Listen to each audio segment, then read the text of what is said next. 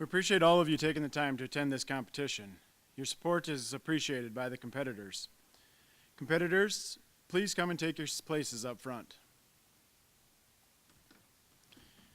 Writing is allowed now that all competitors have been seated. As our room chair mentioned, the competitors have been briefed on the rules of this competition and realize that their general discussion should be directed towards each other rather than at the audience. In my role as moderator, I will not attempt to control or direct this discussion. Remember, this discussion is meant to simulate a committee meeting with the end goal of determining possible solutions to the question at hand. This is not a panel discussion with point counterpoint and an active moderator. As such, I will not intervene unless or until disparaging or inappropriate remarks are made. With that in mind, the burden is on the competitors to moderate themselves and conduct themselves in a cooperative and congenial manner. The question for this final round is, how do we encourage young farmers and ranchers to continue to be involved in Farm Bureau? How can young producers lead even if they don't hold elected positions on boards? Competitors, congratulations on your advancement to the Final Four.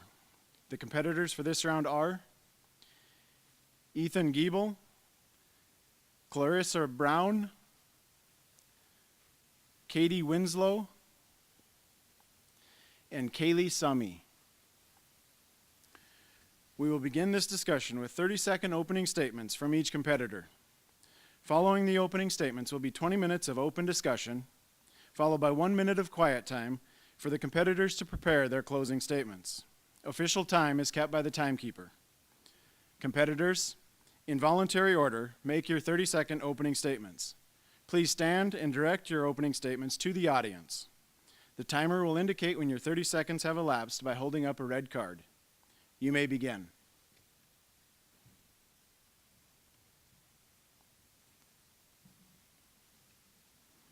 President Ronald Reagan once said, "The greatest leader isn't necessarily the one who does the greatest things. He is the one who gets the people to do the greatest things." As Farm Bureau members, we have the responsibility to come together today to identify why our young farmers and ranchers continue to stay involved in our organization. We also must identify ways that we can empower these young people to be leaders of our organization in the future without necessarily being on an elected board or have an elected position. Every ship needs a captain, and we also need a good crew on that ship. Together as a Farm Bureau, we need all hands on deck. John Quincy Adams once said, "If you inspire others to dream more, learn more, do more, and become more, you are a leader." As Farm Bureau members, we are all leaders in our community, and it's up to us to brighten the future of agriculture. We can do this by participating in Ag in the Classroom, participating in legislative days at the Capitol, and we can also do this by becoming valuable members of our collegiate and our local Farm Bureau organizations. Let's look to our conference theme as guidance: all hands on deck.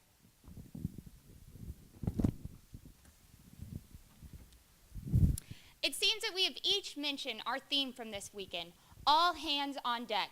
That includes the young man that I met from Washington who's a cattle farmer, or the young lady from Purdue who is much like myself an agriculture education major.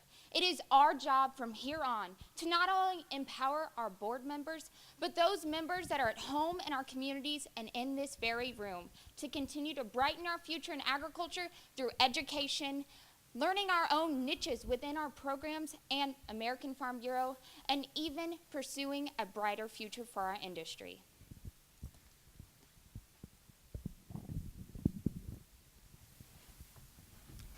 As I sat down for breakfast this morning, in 5 minutes, I came up with 27 different organizations that in my small town of 490 people, I could be a part of. There are over 10 times that many student organizations at the university in which I attend, which I could be involved in. But I chose Farm Bureau because Farm Bureau's traditions, ideals, and values align with my own. You have heard the opening statements. The competitors may now proceed with the discussion. Competitors, please direct your discussion to your fellow panel members. I'd really like to open the discussion up by talking about what President Bob Stallman said. He said all of our members are VIPs, meaning volunteering importing your ideas, and then showing passion for the industry. What are some ways that we can have all of our members become valuable VIPs, even if they don't hold those elected positions? Kelly- Keely, I think you make a really great point of how we can make everybody feel valued in our organization. And I think we're going to get to that during the discussion. But I think first we need to take a step back and look at, how we all got involved in this organization and why we decided to stay involved before we really fleshed out the topic a little bit more. And I think to start, my Farm Bureau membership, I got involved first when I was a state FFA officer. Jillian Beatty was an ag teacher in our state and really encouraged me and engaged me to be a member of the Farm Bureau organization. And that's why I got started. But the real meat of this question is, why did we stay involved, right? And I think it was because I found those leadership opportunities, like this contest, that I stayed involved, like the social networking opportunities that we have at our collegiate levels and in our YF&R programs. So I think really we need to kind of look in ourselves and look at why we got involved and why we stayed involved. Clarissa, why did you get involved in Farm Bureau and why did you stay involved? Ethan and Kelly, both to kind of tie in both your statements at this point. Farm Bureau started at a young age for me, starting in high school FFA programs, much like yourself, and I bet each one of us have a similar upbringing. I found my role within Farm Bureau with competition and also advocating through legislation. I think that's where we do fall in the meat of that question, and even the potential what we have with yours. Each one of us within Farm Bureau and young farmers and ranchers have a role at leadership conferences, roles at places in our communities. We find value with our homes and our upbringings, and that's why we continue to be Farm Bureau members. Yeah, all of you guys have mentioned how you've gotten involved at kind of a high school age. And Keely, I'm glad you brought up that quote because I definitely caught that this morning as well in President Stallman's speech that he was giving. But I had come from a different background. I actually became involved at the very young age of 9 in Farm Bureau. And that's what I love about this organization is that it doesn't matter if you're 9 or you're 90. You have a place in Farm Bureau. There was a president in the county next to me that didn't start leading in Farm Bureau until he was 80 years old. And so what I really like about it is that Farm Bureau is like a beehive. We have maybe one queen, one leader that really does everything, but in order for that person to get everything done, they have to have multiple workers. And young farmers and ranchers, we're really busy people. We might have families, we might have college, we have all these other things going on in our lives. So we might not be able to be the president, but we can be in charge of one committee, of one event, and that's where I think the young farmers and ranchers are really getting involved. Katie, I completely agree with that. I was speaking with our own coordinator back from my home state, and we discussed putting those people on commodity boards at home, finding that role for yourself to keep that young farmer who not necessarily runs that board position, but also has a deep caring, whether it be in cattle or corn or soybeans. They're able to represent Farm Bureau in their own niche. Going back to what you said, Ethan, about where all of our stories come from, I actually did not grow up in an agriculturally related background, and I actually didn't find Farm Bureau until after I'd already graduated high school. And so I became involved in the collegiate level simply because of I love competition and I love advocating for agriculture. But if you look at all of our members, everyone is very diverse. Some people don't have that competitive spirit. Some people don't like to be the face of our organization. So going back to what I was talking about at the beginning, how do we find value in all of our members? If you look at all of us are already leaders in the agricultural community. All of us are up here giving ideas about this organization, but how do we connect to some of those shyer members, some of those members that need to be pushed in order to become involved? Keely and Katie, I think you bring up great points about our Farm Bureau organization representing a broad age of folks. Katie brought up from 18 to 90, right? We've got a large group of members. We've got people at the Collegiate Farm Bureau member level. We've got people at the young farmer and rancher level, and then beyond that. So I think really for us it comes down to building those relationships between those gaps that we have, those generational gaps. And I look at opportunities that we've had in our state in Wisconsin. One of the things that we did about 5 years ago, the Young Farmers and Ranchers program, we had our annual conference, and before 5 years ago, about 100 people came to the conference every year. So it was a pretty small number, but to bump that number up, we combined the YF&R conference with our state's Farm Bureau annual meeting. And this past year we had over 500 young farmers and ranchers at our annual meeting. And not only does it create opportunities for those young farmers and ranchers to learn more about the policy level of Farm Bureau, but it also brings a lot of synergy to our organization.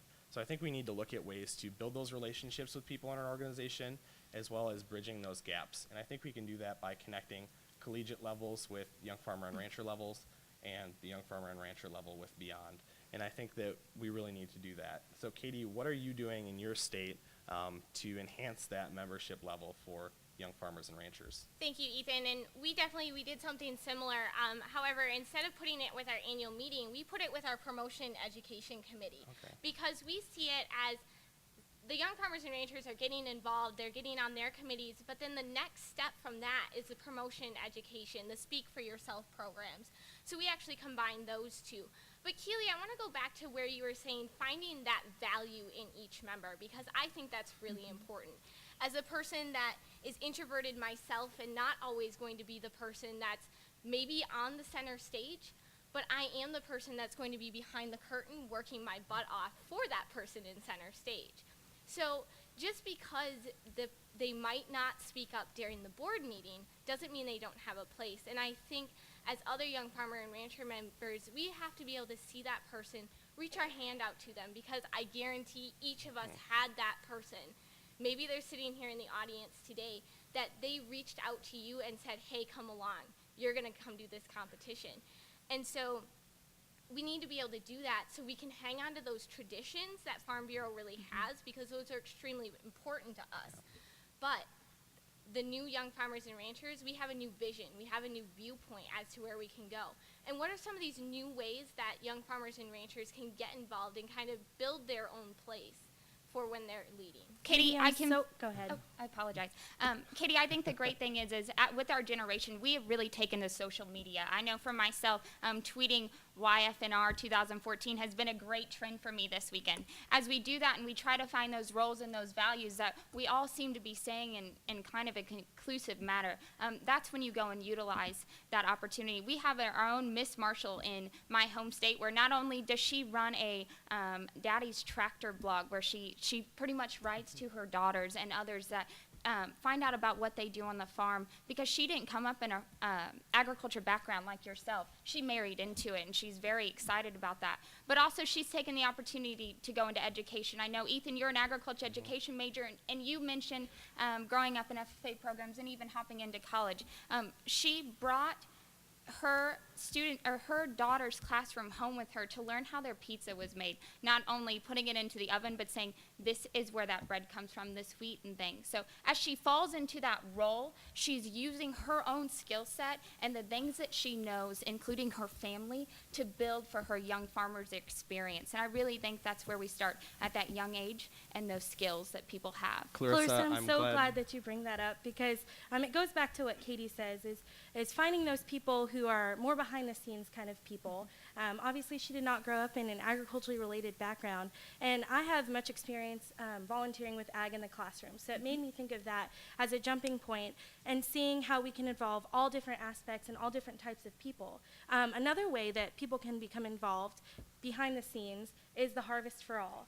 In Oklahoma, we've really started to begin this program, and this year we actually cleaned up after a sweet potato field after they'd already harvested, and we had taken all those extra sweet potatoes and we donated them to a local food bank. And today it was great to see all those different states who are implementing this Harvest for All and Feeding America. One of the comments that Clarissa made that really kind of jogged my memory and made me think of a program that we have in our state related to social media, and it helps bridge that gap, I think, and bring people together and create synergy, is one of our county farm bureaus. It's the Dane County Farm Bureau. They have what's called a Social Media Monday, and it really brings together more experienced generations, as well as those that are involved in the Young Farmers and Ranchers program, on a Monday, and it brings them together to work together. So obviously it's a leadership event, people are growing together, and we're also promoting agriculture in the same token. And I think as we kind of have moved through our conversation, we've talked about a lot of those incentives that members have had to stay engaged and involved in Farm Bureau. And usually there's three reasons that people are involved in an organization. First, they're involved in an organization because they find that they are able to develop either personally or professionally. The second reason is that they want to make a difference in the world, and through Farm Bureau we can do that, on a policy level or at a volunteerism level.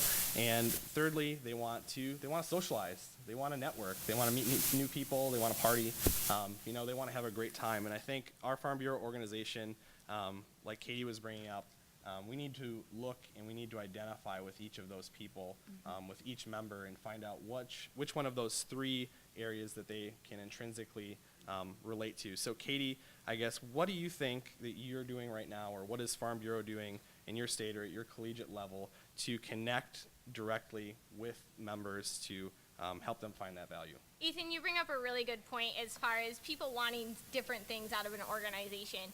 And I think that is another thing, going back to Keely, your first statement, as far as finding what makes them tick, what makes them want to be involved in an organization. And I think that when we come to these conferences like this, we get really, really excited. We are so pumped up about what we're doing. We have all these great ideas of where we're going to go, what we're taking back home to our home states. We get there, we're still excited for about 2 weeks, and then all of a sudden we get back into, oh, I have that paper due in my instance. Maybe you have some math homework to catch up on. Or we go back home to our farms and the cattle need milking and the pigs need to be fed and all this other stuff, and pretty soon planting. And so what I think is really important is keeping our members engaged as we move forward. And as you were saying, that networking, and that's something we do in my home Young Farmers and Ranchers, is we have networking events, because I know where I sit in my county, there aren't a lot of young people in our area. That's just the way it is. And so if I want to hang out with some of my own age while I'm at home, it takes a lot of effort. But our Young Farmers and Ranchers strive to have events where we go bowling every once in a while, or during the summer we go on a tubing trip down the river. And these seem like really crazy, maybe silly ideas, but they're fun and they get us out there. And I think those are the things we need to think of. Social media is great, but I think it's an obvious answer. We need to come up with answers that are a little less obvious. And Katie, you bring up an awesome point about that, and it really got me thinking about how do we get those members involved, like we've all been discussing, especially members like myself who did not find Young Farmers and Ranchers or the Farm Bureau Federation until much, much later in my life. And so I think it needs to go back to getting members there in the first place, because obviously once you get them there and once you get them involved, then they find their value and then they find their place. So how do we get members involved at a much younger age? Do we talk to FFA members? Do we talk to those who are involved in the field? Do we talk to young farmers and ranchers who are and educate them? Or what are some ways that you do that in your home state, or some ideas, Clarissa? Keely, well, thank you for asking, by the way. In our home state, we have 25,000 FFA members. That is great. Those students are learning leadership, competing, and doing things. And as they step transitioning from being in high school to going on to college or going home to the farm, we have 7 collegiate chapters and very strong county farm bureaus. But as we do that within our meetings, even within our college meetings or our home county meetings, we have to bring value not only in that social aspect, but in that educational aspect. In our last few discussions, we've had the opportunity to talk about economic strife, talking to our legislators. We've had some of the worst inflation for any industry in comparison.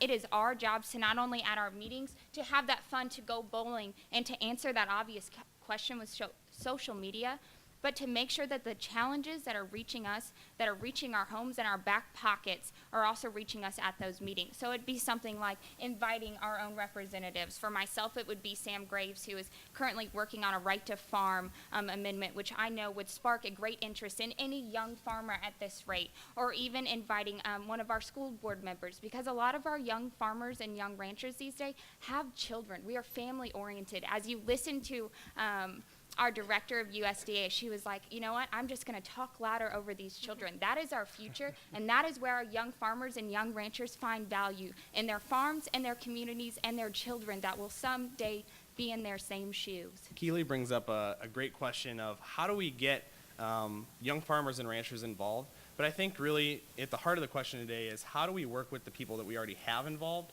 and then how do we get those people to be leaders in our organization? And how do we get them to be leaders if they don't have a position? And I think that that really is the heart of our discussion today, and I think we need to move on to that. So I look at what we're doing in Wisconsin. One of the things that we have is it's called a Farm Bureau Institute class, where people can get involved, and young farmers and ranchers can get engaged in the Farm Bureau Institute course. It's a year-long course, and they develop their leadership skills. And I think it's very important to empower those young Farm Bureau members so that they can go back at a grassroots level, and that's what Farm Bureau is. It's a grassroots organization to work at that county level, get other young farmers and ranchers involved in the organization so that they can also empower other leaders at a Farm Bureau level. Katie, how are you and your county or your Farm Bureau empowering leaders? You know, we empower them in a variety of different ways, and it all goes back to finding out what really makes that person tick. And Keely, I want to go back to a point that you made as far as, you know, you didn't grow up in Farm Bureau, and you didn't grow up in maybe agriculture as much as some of us did, and you're not alone. And I think that's what's really great about this organization. Caleb from Idaho, who was one of our fellow discussion meet people, he didn't really get involved with agriculture either until he went to college. And I found that out in another meet. And what I think is really cool about yours and his story is that you don't have to come from an ag background to be passionate about agriculture. And I think that if we can find those people, it's all about us going back to our states and looking around our sororities, our fraternities, our campus activities and saying, hey, I think you'd be good at this. Do you want to come along to this ag in the classroom thing that I'm going to? Because if we don't get them involved, they can't become those leaders that we want to develop them into. And so I think it's really about reaching our hands out to them and saying, come along with me, let me show you how much fun I'm having. Let me show you how to network with these people. Let me engage you in what I'm doing.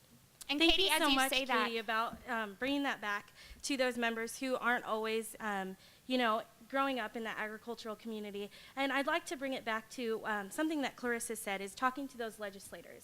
On average, legislators are only written or receive an email or receive a phone call 10 times a day on one issue. And if I look on my Facebook about a controversial topic, I definitely have more than 10 friends commenting about that topic.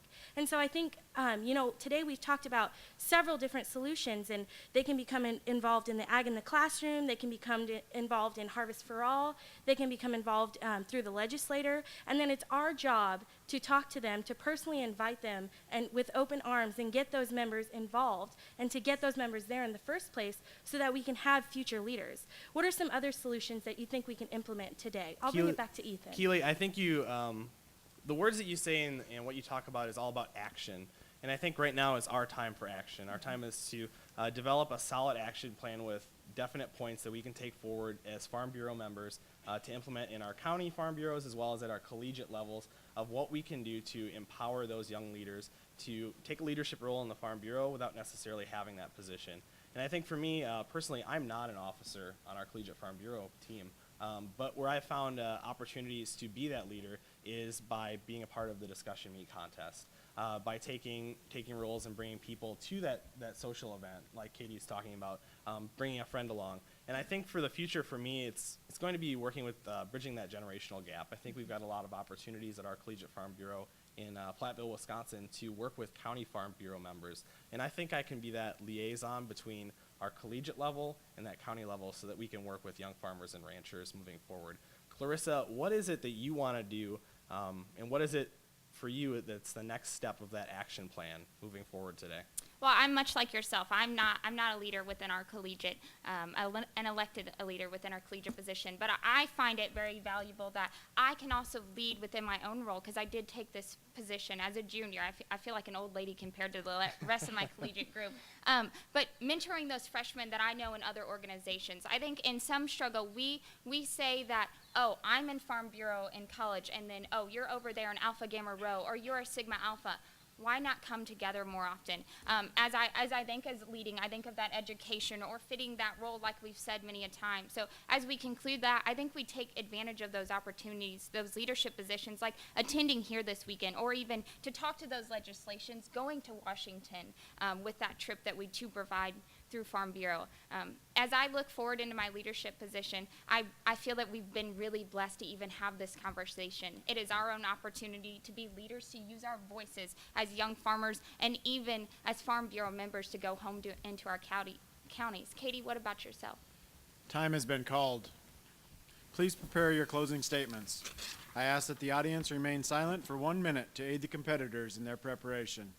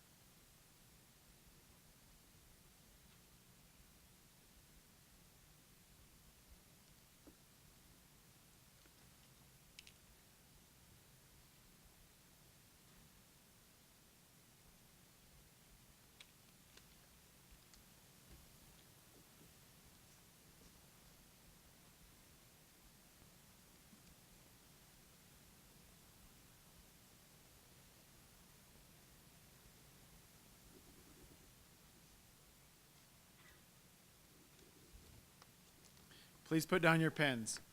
And in voluntary order, please stand and give your 1 minute closing statement. Thank you so much for having such a great conversation today, guys.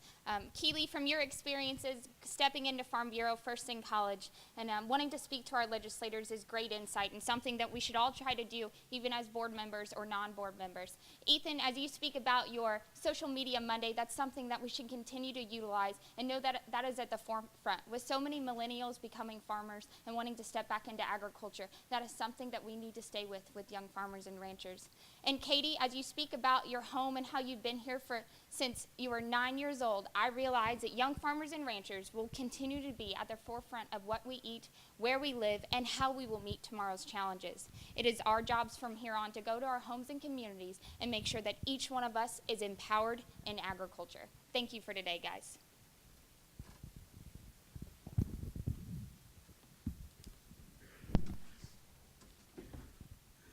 "27 in my home community, over 300 at my university, but I chose Farm Bureau.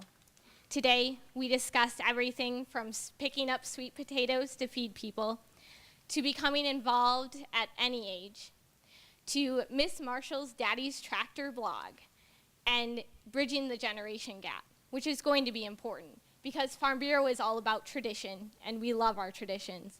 But we also need our new viewpoints, our new voices, and our new ideas. And that's where the young farmers and ranchers comes into play. We are the future as young farmers and ranchers, and we are the American Farm Bureau.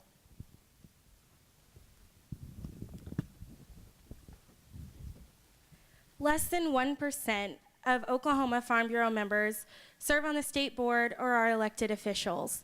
Today we've discussed different opportunities for those members who don't hold leadership roles to become involved. Whether it's becoming involved in ag in the classroom, like many of us who are ag education majors, whether it's talking to legislatures like Calissa brought up, or whether it's starting that blog and having that social media and that story and that connection with our consumers, like Katie mentioned. All of this comes back to why we're here today. It comes down to a conference like this, to have all hands on deck, to provide opportunities for that 20-year-old collegiate YF&R member like myself, to that 75-year-old 5,000-acre farmer. It all comes down to all of us becoming valuable members, VIPs in this organization, and for all of us to play an active role in being the voice of agriculture.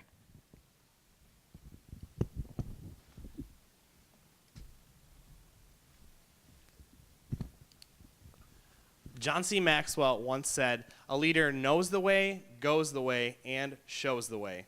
Together, we came together as Farm Bureau members to identify why our young farmers and ranchers find value in our organization, and we also identified the ways that we are going to empower those young people to go back home and become those leaders in their Farm Bureau organizations at a county level. Thank you all for a great discussion today. Keely, you brought up some great points about how do we get those young people to first come and get engaged in our organization. Clarissa, you told some great stories about how those young people are getting involved and what you've done as a leader to get them involved, even though you're not an officer. And Katie, you also had some great examples of what you've done to make sure that Farm Bureau is the first organization of choice for those people that are involved in the ag industry. As we come together today, we have a plan of action for what we're going to do moving forward as a Farm Bureau organization to empower our young farmers and ranchers to be leaders in our organization, even if they aren't elected to a board. Remember, we need all hands on deck. Let's show these competitors our appreciation for a job well done.